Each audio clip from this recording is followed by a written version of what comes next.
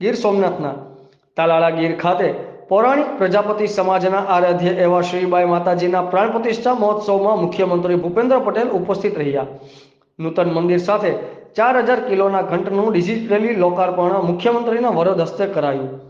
શ્રીબાઈ ધામ આશ્રમ ખાતે શ્રદ્ધા અને આસ્થાનું કેન્દ્ર છે, ત્યારે તેના વિકાસ માટે રાજ્ય સરકાર કટિબદ્ધ હોવાનું જણાવી તેના વિકાસ માટે 16 કરોડ રૂપિયા સ્ટેજ પર મંજૂર કર્યા. મુખ્યમંત્રી ભૂપેન્દ્ર પટેલ આજે પ્રજાપતિ સમાજના વિશ્વવિખ્યાત અને આરાધ્ય સ્થળ એવા તાલાળા ખાતે આવેલ શ્રીબાઈ માતાજીના ધર્મસ્થાન ખાતે આયોજિત નૂતન મંદિરના પ્રાણ પ્રતિષ્ઠા મહોત્સવમાં સહભાગી બન્યા હતા. 1 મહિના પહેલા 22 તારીખે જ હિન્દુ ધર્મમાં આસ્થાના પ્રતીક એવા અયોધ્યાના રામ મંદિરમાં રામલલાની સ્થાપના થઈ હતી અને આજે બરોબર મહિના બાદ 22 તારીખના રોજ શ્રીબાઈ માતાજી મંદિરની પ્રાણ પ્રતિષ્ઠા કરવામાં આવી.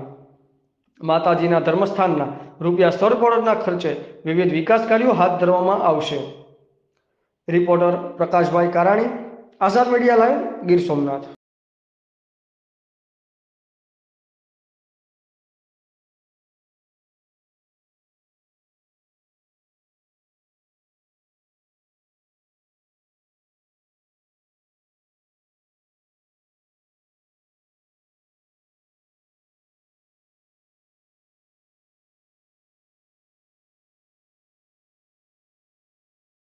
વિજયભાઈ જયંતિભાઈ ગોહેલ છે. હું આ મંદિર જ્યારે 2010 માં શ્રીબાઈ માતાજી મંદિર અમારા સોરઠિયા પ્રજાપતિની આસ્થાનું કેન્દ્ર હોય અને મંદિર 2010 માં વડીલો દ્વારા જીર્ણોદ્ધાર કરવાનો પ્રોગ્રામ બનાવવામાં આવ્યો.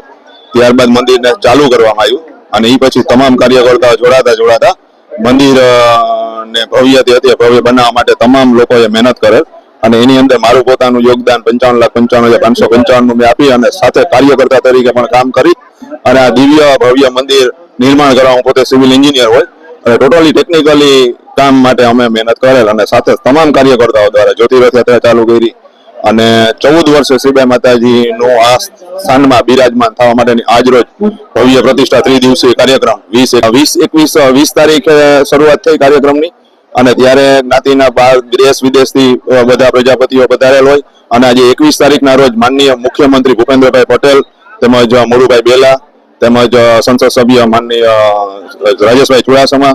મંદિરનું ટોટલ આયોજન 10 કરોડનું હતું અને અત્યાર સુધીમાં 9.5 થી 10 જેવા વપરાઈ ગયા છે અને હજી ઘણા બધા આયોજન બાકી છે.